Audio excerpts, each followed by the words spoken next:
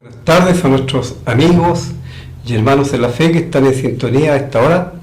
Le damos una cordial bienvenida a su programa El Evangelio de Cristo a través de la Biblia.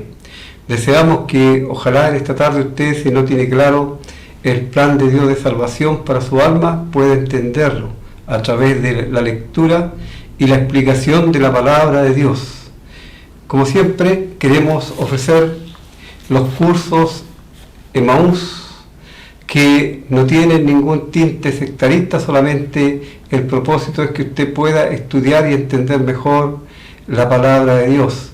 Lo puede estudiar en su casa, en su tiempo libre, sin ningún compromiso con nadie, y solamente necesita la Biblia para estudiar. No se pierda esta oportunidad de tener estos cursos porque realmente son importantes. Cursos Emaús que se reparten a través del mundo. Así le invitamos a que los solicite. Puede solicitarlo llamando al teléfono que aparece en pantalla, escribiendo al mail que también aparece en pantalla, o escribiendo al correo de Lota, la casilla 9. También puede hacerlo viniendo al canal el día jueves antes de las 6 de la tarde, o el día viernes, miércoles y domingo en Pedro Aguirre Cerda 189 antes de las 19 horas. Así tiene hartas alternativas para adquirir estos cursos. Vamos a seguir con el estudio de la palabra de Dios. Estamos estudiando la carta del apóstol Pablo a la iglesia en Tesalónica. Así vamos a leer desde el versículo 15 del capítulo 2 en adelante. Si le sugiero, si usted tiene Biblia y la tiene a mano, por favor, lea conmigo, así va a comprobar que estamos leyendo única y exclusivamente lo que la palabra de Dios dice. Dice, los cuales mataron al Señor Jesús y a sus propios profetas y a nosotros nos expulsaron, y no agradan a Dios y se oponen a todos los hombres, impidiéndonos hablar a los gentiles para que éstos se salven. Así colman ellos siempre la medida de sus pecados, pues vino sobre ellos la ira hasta el extremo. Pero nosotros, hermanos, separados de vosotros por un poco de tiempo de vista, pero no de corazón, tanto más procuramos con mucho deseo ver vuestro rostro, por lo cual quisimos ir a vosotros, yo Pablo, ciertamente una y otra vez, pero Satanás nos estorbó, por lo cual es nuestra esperanza o gozo, porque cuál es nuestra esperanza o gozo o corona de que me gloríe, ¿no lo sois vosotros delante de nuestro Señor Jesucristo en su venida? Vosotros sois nuestra gloria y gozo. Por lo cual, no pudiendo soportarlo más, acordamos quedarnos solos en Atenas, y enviamos a Timoteo, nuestro hermano, servidor de Dios y colaborador nuestro en el Evangelio de Cristo, para confirmaros y exhortaros respecto a vuestra fe, a fin de que nadie se inquiete por estas tribulaciones, porque vosotros mismos sabéis que para esto estamos puestos, porque también estando con vosotros os predecíamos que íbamos a pasar tribulaciones como ha acontecido y sabéis. Por lo cual también yo, no pudiendo soportar más, envié para informarme de vuestra fe, no sea que os hubiese tentado el tentador y que nuestro trabajo resultase en vano. Pero cuando Timoteo volvió de vosotros a nosotros y nos dio buenas noticias de vuestra fe y amor, y que siempre nos recordáis con cariño, deseando vernos como también nosotros a vosotros. Por ello, hermanos, en medio de toda nuestra necesidad y aflicción, fuimos consolados de vosotros por medio de vuestra fe, porque ahora vivimos si vosotros estáis firmes en el Señor. Por lo cual, ¿qué acción de gracias podremos dar a Dios por vosotros, por todo el gozo con que nos gozamos a causa de vosotros delante de nuestro Dios, orando de noche y de día con gran insistencia, para que veamos vuestro rostro y completemos lo que falte a vuestra fe? Mas el mismo Dios y Padre nuestro y nuestro Señor Jesucristo dirija nuestro camino a vosotros, y el Señor os haga crecer y abundar en amor unos para con otros y para con todos, como también lo hacemos nosotros para con vosotros, para que sean afirmados vuestros corazones irreprensibles en santidad delante de Dios nuestro Padre en la venida de nuestro Señor Jesucristo con todos sus santos. Deseamos, por supuesto, como siempre, que la sola lectura de la palabra de Dios ya sea de beneficio para todos nosotros. Vamos a tomar un momento para dirigirnos a Dios en oración, deseando que Él nos guíe, que Él nos ayude y que Él en realidad, a través del Espíritu Santo, sea quien hable a vuestros corazones. Dios y Padre Celestial, con gozo, con gratitud en nuestros corazones, nos acercamos hasta el trono de tu gracia para glorificar, para alabar tu nombre, porque tú eres un Dios bueno, lleno de amor y de misericordia, porque tu gracia es abundante para con nosotros, porque siendo nosotros aún pecadores, Cristo murió por nosotros. Gracias, Padre nuestro, porque nos permites una vez más estar en este lugar para leer tu palabra, para hablar de ella.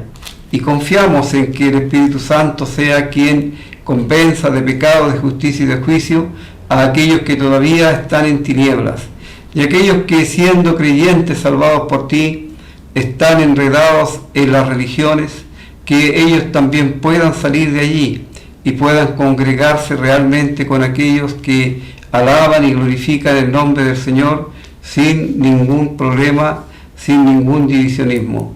Nuestro Dios, pedimos que ayudes a cada persona que está en sintonía, especialmente a aquellos que tienen problemas en sus vidas, en sus hogares, y que les ayudes en cada uno de ellos, y que ellos puedan encontrar paz, encontrar gozo y la solución de sus problemas en ti. Queremos rogar por cada persona que llama al canal, por sus problemas que manifiestan, algunos que están en alcoholismo. Sabemos que Satanás les tiene esclavizados en los vicios.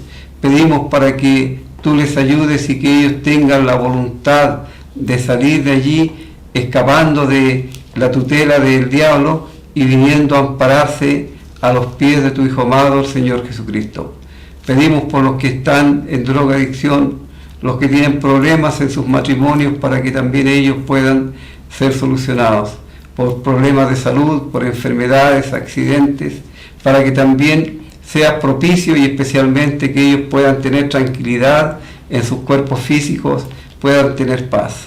Pedimos por los hermanos nuestros que están enfermos, que están delicados de salud, para que tú también seas propicio a sus enfermedades y puedas dar la sanidad completa.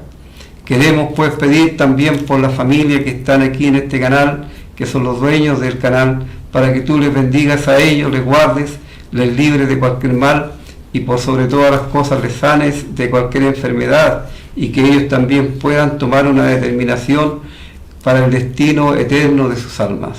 Queremos quedar a tus cuidados, agradecidos a la guía del Espíritu Santo, en el nombre del Señor Jesús, nuestro Señor y Salvador. Amén.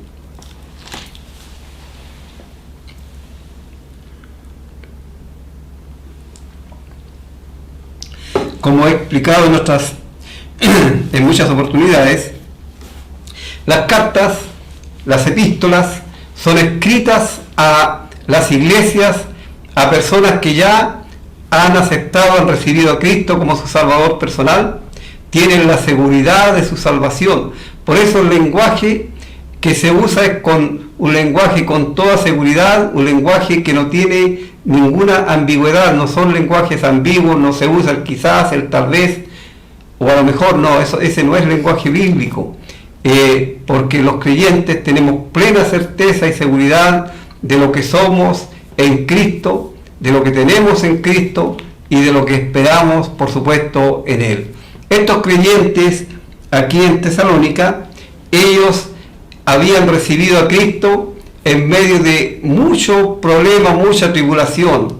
Ellos habían recibido el perdón de sus pecados, pero ellos seguían sufriendo a causa de los enemigos de la cruz de Cristo, que eran aquellos judíos que no reconocieron a Cristo como el Mesías enviado por Dios, sino más bien ellos se opusieron a Él, y se opusieron a tal punto que le llevaron a la cruz.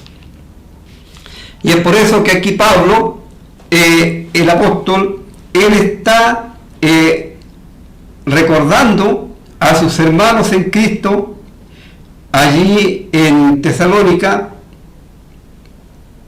que ellos habían padecido de los de su propia nación lo mismo que los de Judea habían padecido también a causa de estos judíos que eran enemigos de los creyentes, y estos habían matado al Señor Jesús, como dice el versículo 15, los cuales mataron al Señor Jesús y a sus propios profetas, y a nosotros nos expulsaron, y no agradan a Dios y se oponen a todos los hombres. Estos generalmente eran de la religión judía, los que se oponían tenazmente, y ellos nunca quisieron ni han querido aceptar que el Señor Jesucristo era el Mesías enviado por Dios para salvar a todo aquel que en él creyera. Algunos se dieron cuenta, algunos le reconocieron, pero la gran mayoría de estos religiosos no, y terminaron llevándole hasta la cruz, allí donde el Señor Jesús culminó la obra de expiación. Estos eran los planes de Dios, obviamente, y ellos sin quererlo, sin saberlo, ayudaron en cierto modo a cumplir estos planes de parte de Dios al llevar a Cristo hasta la cruz. Y no solamente eso, sino que a los profetas que vinieron anunciando la venida de Cristo, a ellos los apedrearon y los mataron, como el mismo Señor Jesús se los recordó.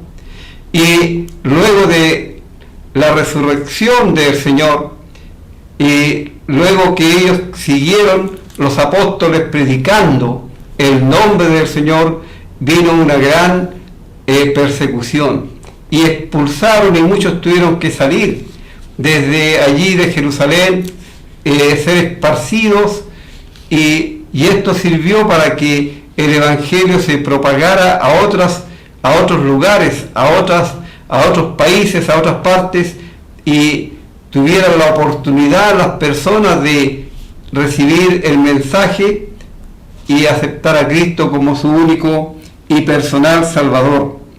Así estos impidieron hablar a los gentiles.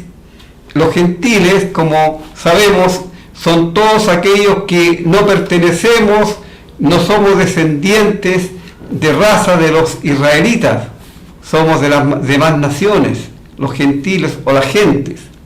Entonces, estos judíos tampoco querían que el mensaje de salvación llegara hasta los gentiles y que ellos pudieran tener la oportunidad de escuchar el mensaje de salvación. Así, de esta forma, ellos seguían acumulando ira para el día de el juicio de Dios sobre ellos, y esta ira, por supuesto, era hasta el extremo. Pero el el apóstol dice en el 17, y aquí introduce un cambio con el pero, dice, pero nosotros, se está refiriendo a él, a Timoteo y a sus compañeros que estaban con él en ese momento, pero nosotros, hermanos, ahí está marcado nuevamente el término que indica que eran hermanos en la fe, que tenían un mismo Padre espiritual, y este Padre espiritual es Dios, al cual ellos tenían derecho de llamar Padre, por cuanto al recibir a Cristo, al creer en su nombre, Dios les había dado la potestad, les había dado el derecho de ser ellos hijos de Dios.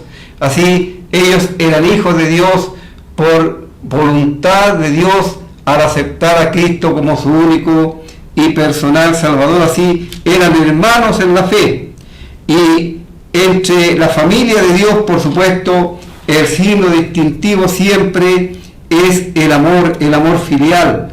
Así el apóstol dice, nosotros estamos separados un poco de tiempo, físicamente, no nos vemos, pero espiritualmente siempre estamos unidos en un mismo espíritu, en una misma fe.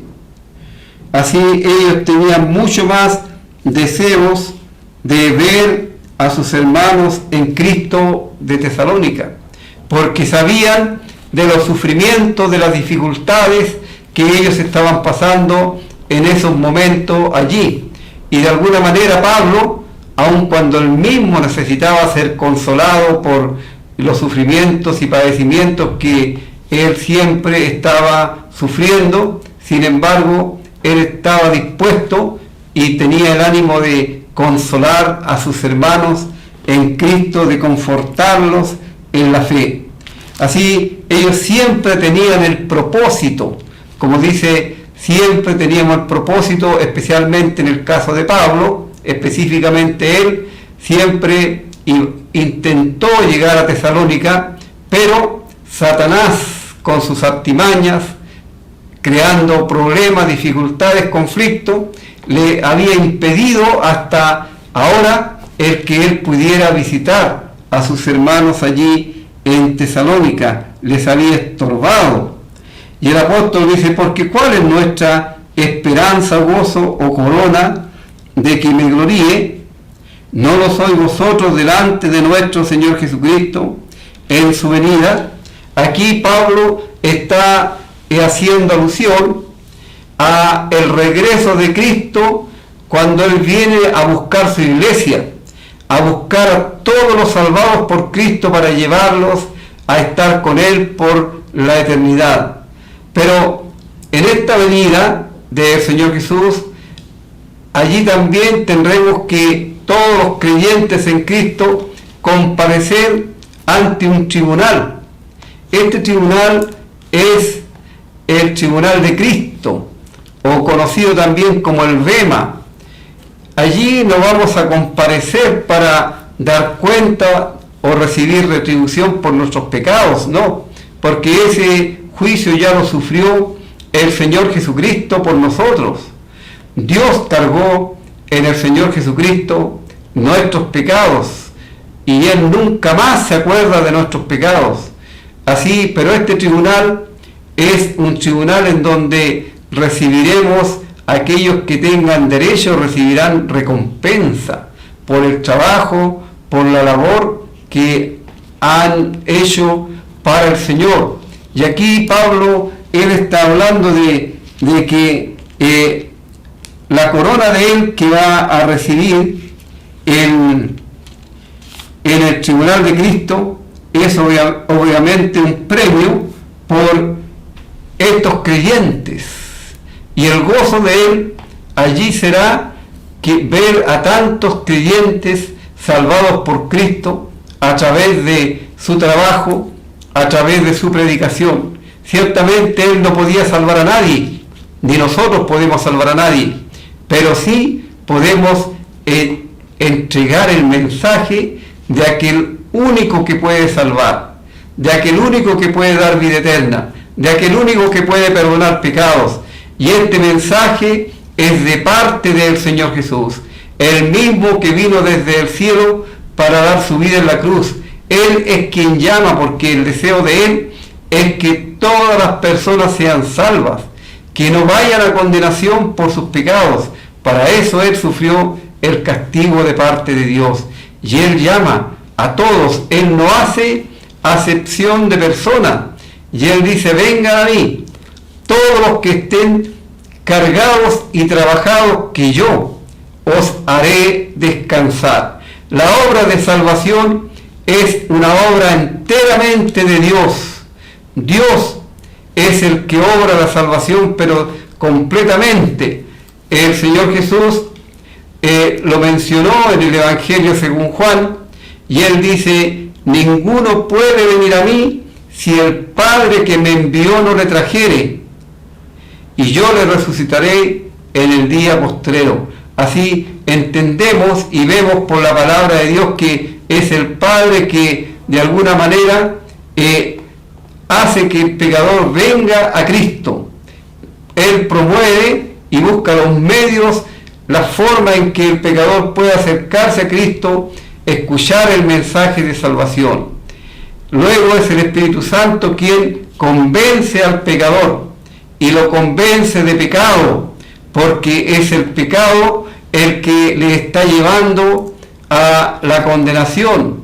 Lo convence de juicio, porque si no recibe a Cristo como su Salvador personal, él un día tendrá que comparecer ante el Señor Jesús como el juez en el gran trono blanco, allí donde va a recibir la ratificación de su sentencia, porque por su incredulidad ya ha sido condenado, pero todavía y hasta antes que él cierre sus ojos en esta vida para partir a la eternidad, Dios le da la oportunidad de que se arrepienta, de que venga a Cristo y que cambie su destino eterno a través de la muerte del Señor Jesús.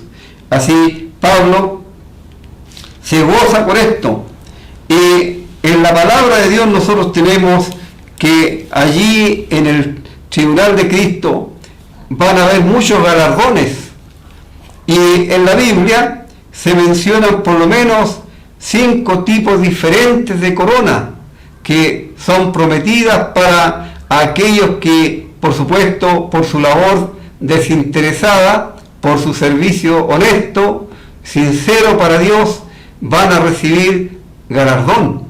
Y por ejemplo se menciona la corona de vida para aquel mártir que ha dado su vida por Cristo. En Apocalipsis 2:10 y Santiago 1:12 tenemos allí esta corona, la corona de vida. Tenemos también la corona de gozo para el ganador de almas, que es lo que estamos considerando aquí en Primera de Tesalonicenses. La corona de gloria para el pastor fiel, aquel que hace su labor no buscando ninguna mezquindad en este mundo, sino sirviendo como Dios lo ordena, no como teniendo señorío, dice el apóstol Pedro, de los que están a vuestro cuidado, no por amor a ganancias deshonestas, no por fuerza, sino con alegría, y cuando aparezca el príncipe o el pastor principal, que es el Señor Jesucristo, entonces recibiréis vuestra recompensa. La corona incorruptible para el que gane la carrera. La vida cristiana aquí se asemeja a una carrera, y eso lo tenemos en 1 Corintios capítulo 9, versículos 24 y 27. Y por último, la corona de justicia para los que aman la venida del Señor. Segunda de Timoteo capítulo 4, versículo 8. Así, esa es la finalidad del tribunal de Cristo: galardonar a aquellos que pusieron su vida al servicio del Señor. Tal vez alguno no reciba ningún premio, porque su vida cristiana así no nunca mostró interés por el servicio para el Señor. Y leemos que él mismo va a ser salvo, aunque así como a través del fuego, porque no va a haber nada, ningún galardón, ninguna recompensa, no tiene derecho a ninguna recompensa. Pero aquí el apóstol, él está pensando allí en el tribunal de Cristo, y él dice: ustedes son mi corona, son mi gozo. Ustedes lo son delante de el Señor Jesucristo. Vosotros sois nuestra gloria y gozo. Él tenía de qué gloriarse.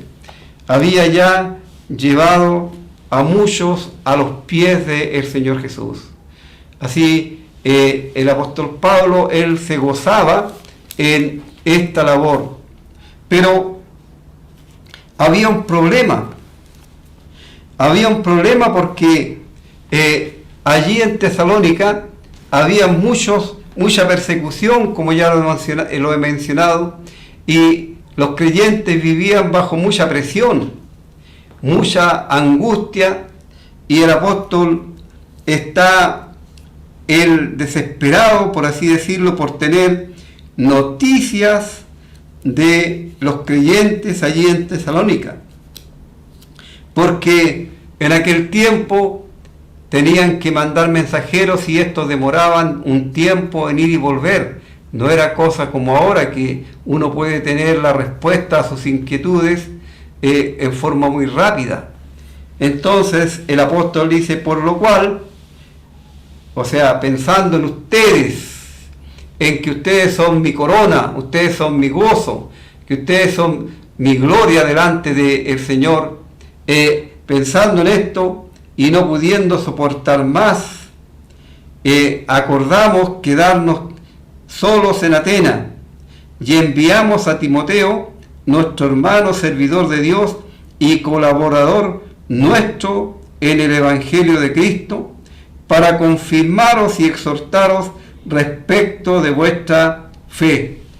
Aquí es Timoteo, el hermano de confianza del apóstol, a quien él envía para que le traiga noticias de cómo está la situación allí en las iglesias de Tesalónica, cómo está el ánimo, cómo está la fe, cómo está la salud espiritual de la iglesia, de los creyentes allí.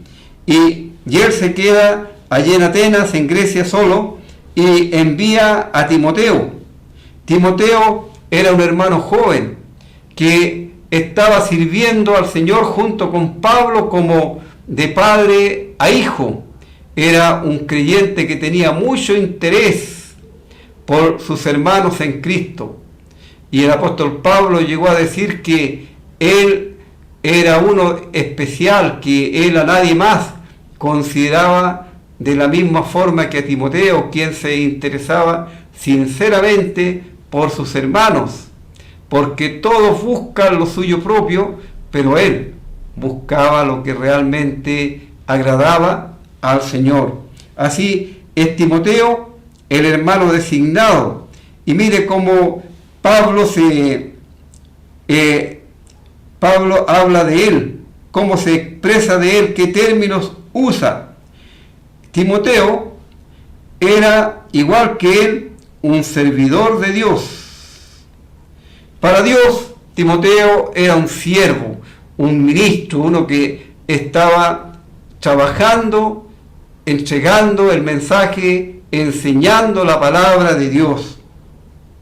En cuanto a Pablo, era colaborador. Él colaboraba con Pablo y con sus demás compañeros en el Evangelio de Cristo, porque el Evangelio es de Cristo, el Evangelio es de Dios. El Evangelio, dijo Pablo también, es mi Evangelio. El Evangelio, como tantas veces lo he mencionado, el Evangelio no es una religión. La gente habla de la religión evangélica, pero el Evangelio no es una religión. La palabra Evangelio significa buena noticia o buenas nuevas. Y esto tiene que ver con la buena noticia de parte de Dios para nosotros los pecadores, que Dios, Él amó de tal manera a este mundo, que para salvarnos, para librarnos de la condenación eterna por el pecado, Él envió a su Hijo para que Él viniese a ocupar el lugar que cada uno de nosotros, aquellos que nos hemos beneficiado de esta obra sustitutoria, pudiésemos tener vida eterna. Hay provisión para usted, para todo el mundo. Dios tiene provisión de salvación. Pero sabe, amigo, solamente la salvación es efectiva para aquellos que reciben a Cristo como su Señor y como su Salvador. Y no estamos hablando aquí de religiosos, no. Dios no envió a su Hijo a formar ninguna religión. Dios envió a su Hijo a buscar y a salvar lo que se había perdido. Mucha gente se convierte en religioso. Le gusta leer la Biblia, anda con la Biblia bajo el brazo, se congrega casi todos los días en algunos lugares y es su costumbre, pero jamás ha recibido a Cristo como su Salvador personal. Jamás ha tenido este encuentro tan necesario con el Señor Jesús. Y uno pregunta, ¿a usted es salvado? No, no, dicen, estamos trabajando. No, si no hay nada que trabajar. Si la palabra de Dios es clara y enfática en decir que la salvación es un regalo de Dios, es la gracia de Dios que regala la salvación, por cuanto nadie, absolutamente nadie, puede jamás pagar su salvación ni hacer mérito alguno para con Dios, para obtener el favor de Dios. ¿Qué mérito puede hacer el pecador que está muerto en delitos y pecados si mientras no tenga vida nada puede hacer? Así, el Evangelio de Cristo era anunciado, este mismo Evangelio, por Timoteo, por Pablo, por Silas, por Pedro y por todos los evangelistas y apóstoles que nosotros conocemos a través de la palabra de Dios. El Evangelio dice claramente: el que cree en el Hijo de Dios tiene vida eterna y en el futuro no vendrá condenación, pues ha pasado de muerte a vida. Te pregunto, querido amigo, ¿tú tienes vida eterna? ¿Tú tienes el perdón de tus pecados? Eso es la esencia del Evangelio. La muerte de Cristo en el lugar mío. Él llevó en su cuerpo mis pecados y luego Él me asegura a través del Espíritu Santo y dice: y nunca más me acordaré de sus pecados. Y así, en cuanto al Evangelio, en cuanto a Pablo, Timoteo era colaborador de ellos en el Evangelio de Cristo para confirmar y exhortar respecto a la fe. Vale decir, él iba a confirmar por la palabra de Dios, les iba a animar para que ellos siguieran adelante victoriosos en la fe de Cristo. ¿Y para qué? Para que nadie se inquiete por estas tribulaciones.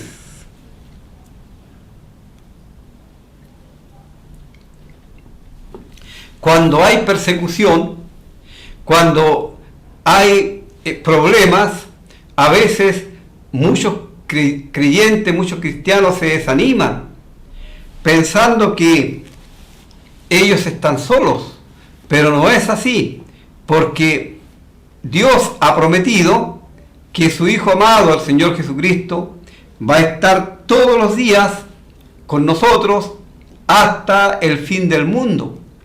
Además de eso, tenemos el Espíritu Santo que mora en todo creyente desde el día en que fue transformado por la gracia de Dios. Desde el día en que nació de nuevo, viene el Espíritu Santo a morar en el cuerpo del creyente hasta la venida de Cristo, cuando regresemos y nos vayamos con Él. para estar con Él en el cielo. Así, Timoteo tenía esta labor de exhortar, de animar a estos creyentes que estaban sufriendo para que no se inquietaran por estas tribulaciones, porque de hecho la vida del creyente siempre va a estar marcada por problemas, por tribulaciones, por pruebas. Santiago, el medio hermano del Señor, dijo que cuando os halléis en diversas pruebas, las pruebas, por supuesto, es para que la fe salga más robustecida, más purificada. Así ellos debían saber que incluso el mismo Señor Jesús les había anticipado a los apóstoles que en el mundo iban a tener aflicción, pero que ellos confiaran, porque Él había vencido al mundo. Vamos a hacer una pausa y enseguida vamos a continuar con el análisis de este capítulo.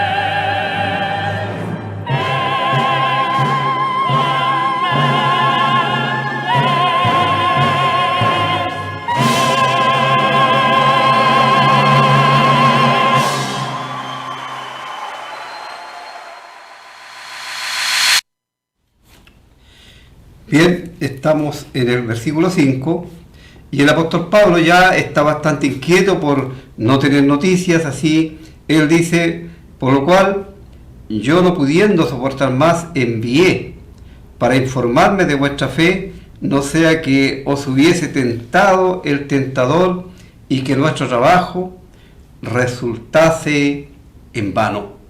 Era la preocupación del siervo de Dios, que algunos pudiesen haber apostatado, algunos no siendo verdaderos creyentes, hubiesen vuelto atrás, o que otros hubiesen quedado en sus casas sin seguir progresando en la fe cristiana por las tribulaciones, por los problemas, por las dificultades que habían surgido. Así, Timoteo tenía la misión de ir y volver a Pablo para traer las noticias del ánimo, de las condiciones en que estaban los creyentes en la iglesia allí en Tesalónica, en aquella ciudad estratégica.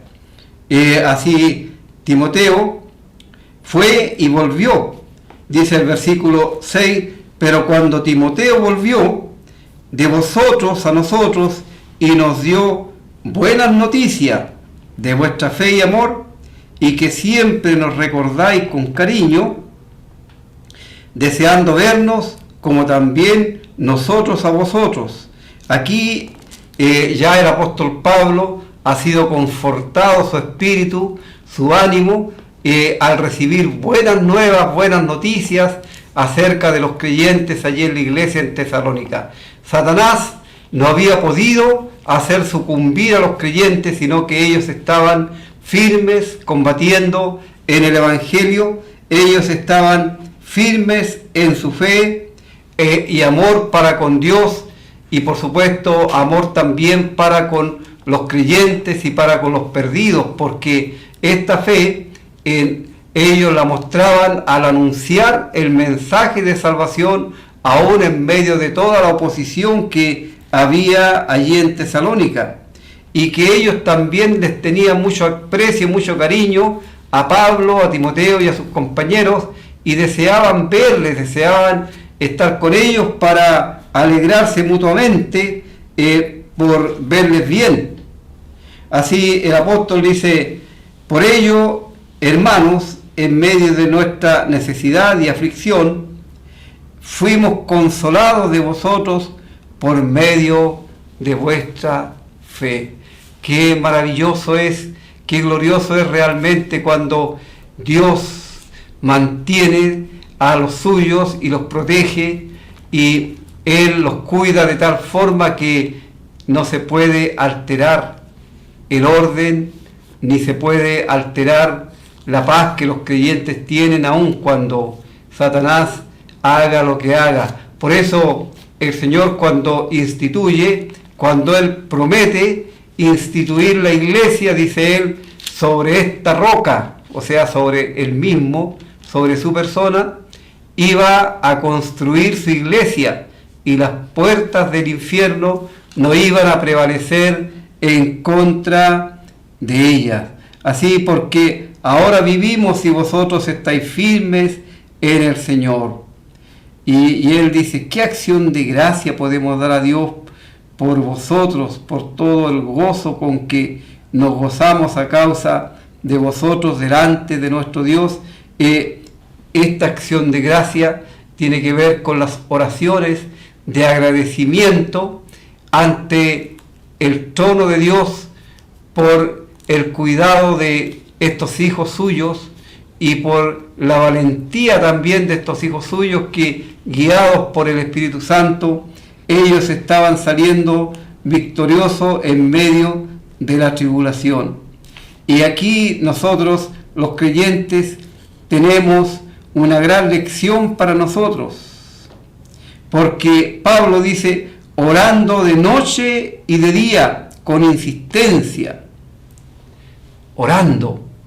La oración en verdad es algo muy hermoso y es una gran herramienta que tenemos nosotros los creyentes, porque a través de la oración nosotros podemos hablarle a nuestro Dios, podemos conversar a nuestro Dios, y a través de la lectura de su palabra nosotros podemos oír y escuchar su voz.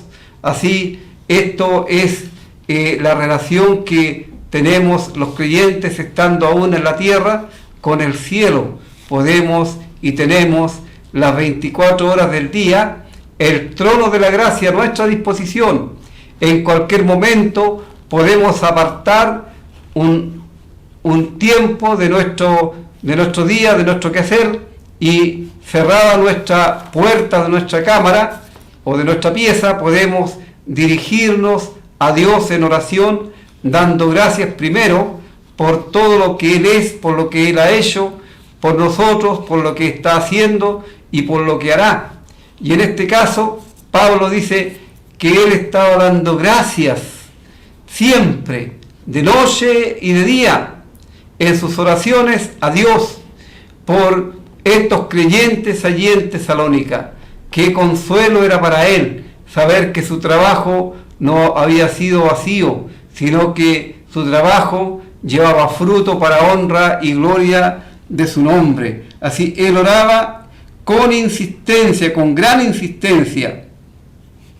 Ahora él tenía un propósito también en sus oraciones con respecto a sus peticiones para con Dios. Y esta petición era que Dios, el Padre, les pudiese conceder el privilegio de ellos visitar físicamente, personalmente, a sus hermanos en Cristo allí en Tesalónica. Así dice él, orando con insistencia para que veamos vuestro rostro y completemos lo que falte a vuestra fe. Aquí la fe tiene que ver con la doctrina, con la enseñanza de la palabra de Dios.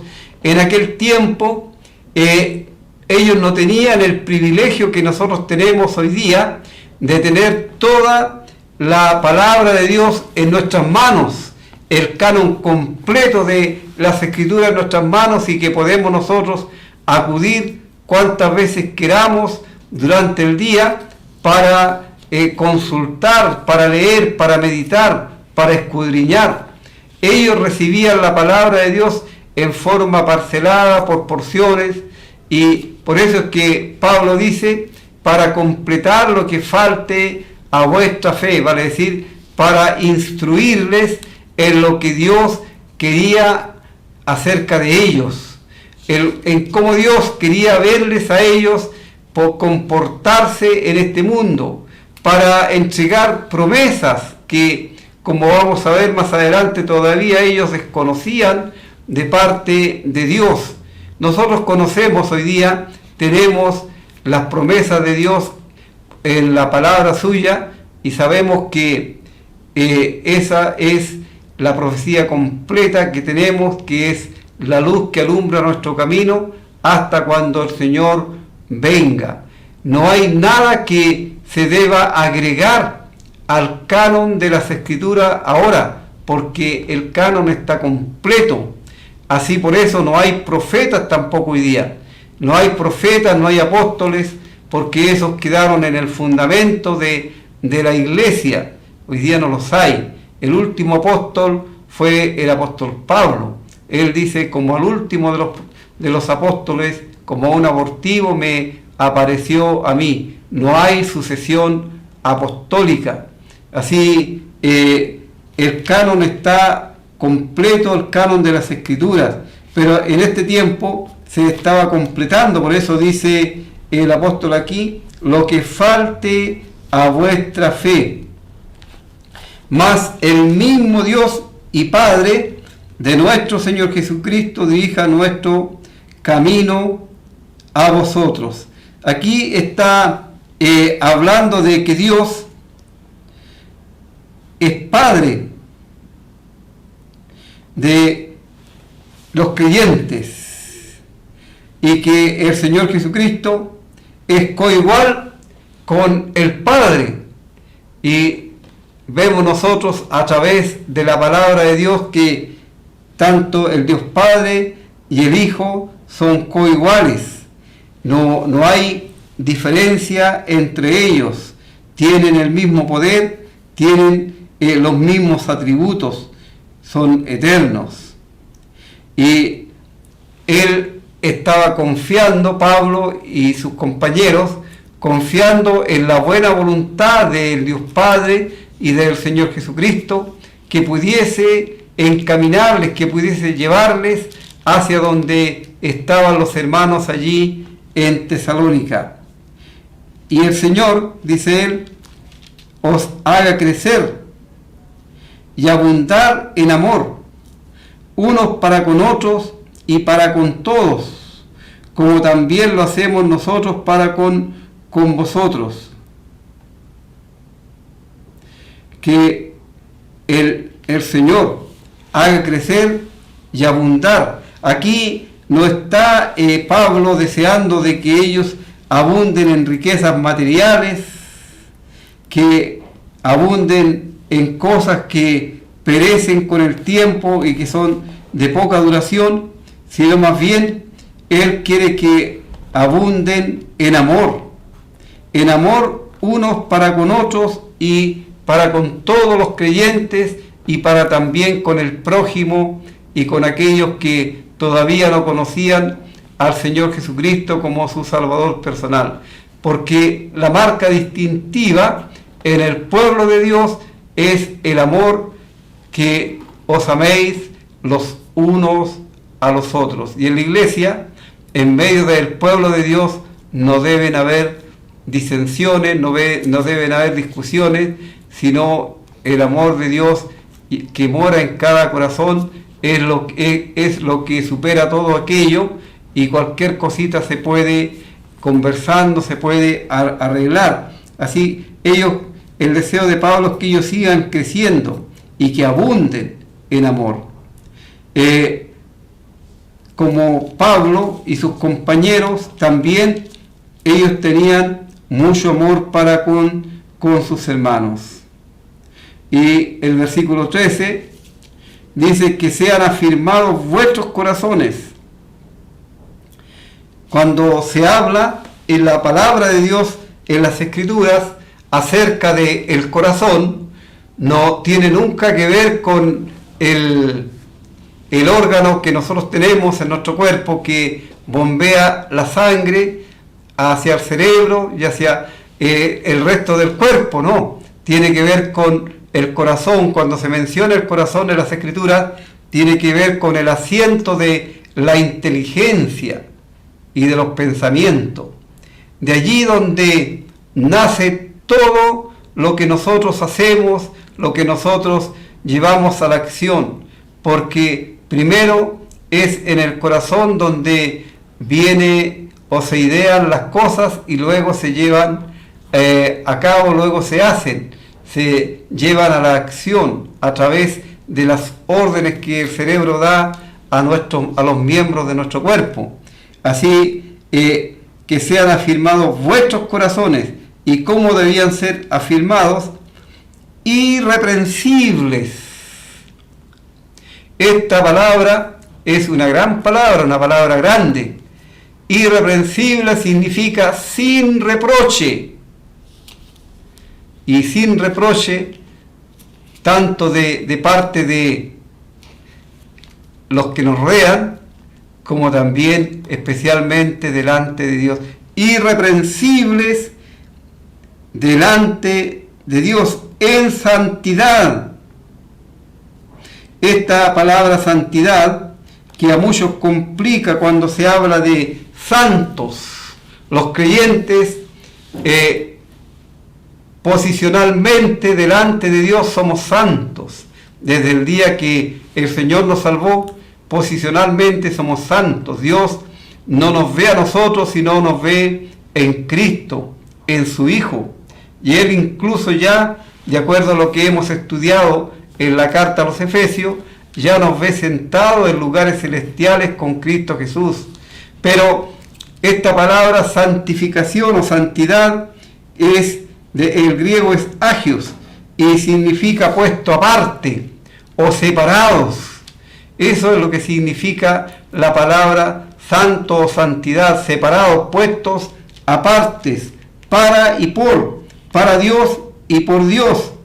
Así, el deseo es que del apóstol, de estos creyentes, es que ellos puedan presentarse delante de Dios irreprensibles, sin reproches, santos, o sea, separados, apartados de toda cosa que desagrade a Dios, de todas aquellas cosas que Dios no quiere que siquiera se mencionen entre los creyentes, entre sus hijos, porque Dios por esencia eres santo, y Él dice, sed santos porque yo soy santo. Para decir, el llamado viene de Él, porque Él en primer lugar es santo por esencia. En Él no hay mal, no hay pecado, no hay absolutamente nada de aquello que humanamente nosotros conocemos en nosotros mismos. Incluso el mismo Señor Jesús, el Dios encarnado, Él jamás hizo pecado, no cometió pecado, no se halló engaño en su boca. Y fue la única persona irreprochable que ha existido y que ha estado en esta tierra. El único sin pecado, el Señor Jesucristo, y absolutamente nadie más. Los demás todos somos pecadores, y que si hemos sido salvados y perdonados por Cristo, pero éramos y somos pecadores, todavía cometemos pecados, y eso es una realidad en la vida nuestra. Obviamente no aquellos pecados que tuvieran que ofender a Dios y que fueran dignos de cortar la comunión con Dios, no, sino algunos pecados de omisión y cosas que nosotros de repente hacemos y nos damos cuenta de ello y los confesamos delante de Dios, y Dios, por supuesto, Él nos perdona. Así, el deseo de Pablo es que los creyentes sean presentados con irreprensibles, sin reproches, santos delante de Dios nuestro Padre, en la venida de nuestro Señor Jesucristo con todos sus santos. Aquí, por supuesto, está haciendo una alusión a la venida del Señor cuando Él venga a reinar a la tierra, cuando Él venga a establecer su reino milenial allí en Jerusalén, porque se menciona que Él viene con todos sus santos. Él viene con todos sus santos. En su primera venida, solo Él viene en busca de los santos, en busca de los creyentes. Luego Él vendrá con los creyentes para reinar aquí en la tierra. Bueno, amigo, deseamos que ojalá usted pudiese ser contado también delante de Dios con todos aquellos que hemos nacido de nuevo, todos aquellos que tenemos al Señor Jesús como nuestro Salvador personal, y que nuestro destino es el cielo.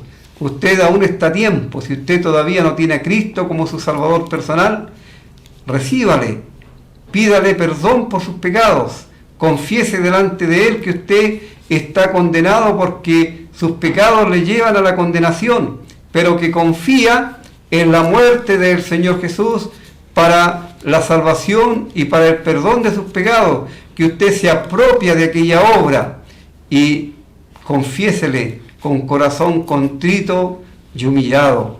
El Señor dice: al que a mí viene, no le echo fuera, y al corazón contrito y humillado no desechará el Señor. Si usted es un creyente en Cristo, lea su Biblia, estudie su Biblia y considere que la vida eterna es vida eterna y que usted no perecerá jamás, porque muchos hoy día lamentablemente predican y enseñan que la salvación se pierde, y eso es un engaño, una mentira del diablo, porque en la palabra de Dios jamás encontramos cosas semejantes. Ninguna persona realmente salvada por Cristo se va a perder jamás. Si alguien se pierde es porque nunca ha nacido de nuevo. A lo mejor puede que sea un religioso, un gran religioso, pero no un creyente salvado por Cristo. Así le invitamos para que venga Cristo, para que le reciba como su único y personal Salvador, y para que usted pueda escapar de la ira venidera. Vamos a escuchar un último himno antes de terminar el programa. Esta tarde, y le invito, si usted no tiene donde congregarse o si desea asistir a nuestras reuniones que celebramos los miércoles, viernes y domingo a las 19 horas aquí en Pedro Aguirre Cerda 189, usted será muy bienvenido. También el día domingo tenemos reunión, la Cena del Señor a las 9:30, si usted quiere ir a presenciar esta reunión que es de la iglesia, puede hacerlo. Y a las 11:30 tenemos la escuela dominical, donde hay clases para niños, jóvenes y adultos. Así le esperamos y deseamos que el Señor les bendiga ricamente y que usted pueda poner mucha atención en lo que es el destino eterno de su alma y tomar una determinación ahora que está a tiempo. Dios ha hecho todo, pero no le va a salvar si usted no quiere ser salvado. Así, diciendo esto, nos despedimos hasta el próximo jueves, Dios mediante.